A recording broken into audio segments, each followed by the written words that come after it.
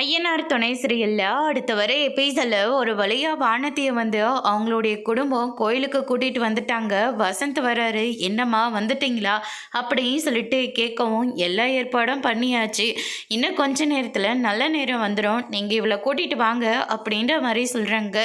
என்னை எங்கே கூட்டிகிட்டு வர சொல்கிறான், பொங்கல் வைக்க தானே வந்திருக்கோம் அப்படின்னு சொல்லிட்டு வானதி கேட்கவும் உடனே அவங்களுடைய அப்பா இருந்துட்டு, இல்லை இன்னைக்கு உனக்கு கல்யாணம், வசந்தோட ஃப்ரெண்டு இருக்கான்ல அவங்க கூட தான் கல்யாணம், பிரவீன் கூட அப்படின்ற மாதிரி சொல்லிடுறாங்க. இதை கேட்ட உடனே வானதி பயங்கரமாக ஷாக் ஆகுறாங்க.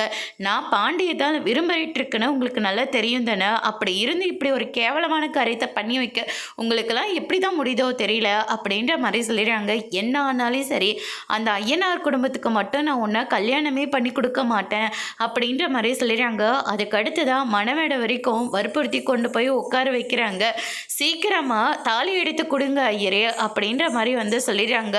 வேண்டாம், நான் பாண்டியை விரும்புகிறேன்னு தயவு செஞ்சு என்னை விட்டுடுங்க அப்படின்னு சொல்லிட்டு வானதி கெஞ்சிட்டு இருக்காங்க.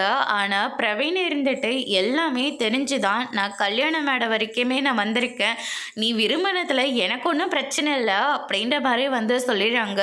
அதுக்கடுத்ததா டைம் ஆகிட்டே இருக்கு, தாலி எடுத்து கொடுங்க அப்படின்னு சொல்லிட்டு ஐயர்கிட்ட வானதியோட அம்மா சொல்லவும் ஐயரும் கொண்டு போய் கொடுக்குறாங்க. பிரவீனும் வானதியோட கழுத்தில் கட்ட போகிறாங்க. நான் ப்ரெக்னெண்ட்டாக இருக்கேன் அப்படின்ற மாதிரி சொல்லிடுறாங்க. இதை கேட்டோன்னே மொத்த பேரும் ஷாக் ஆகுறாங்க. அதோட பிரம்ம முடிச்சிருக்காங்க.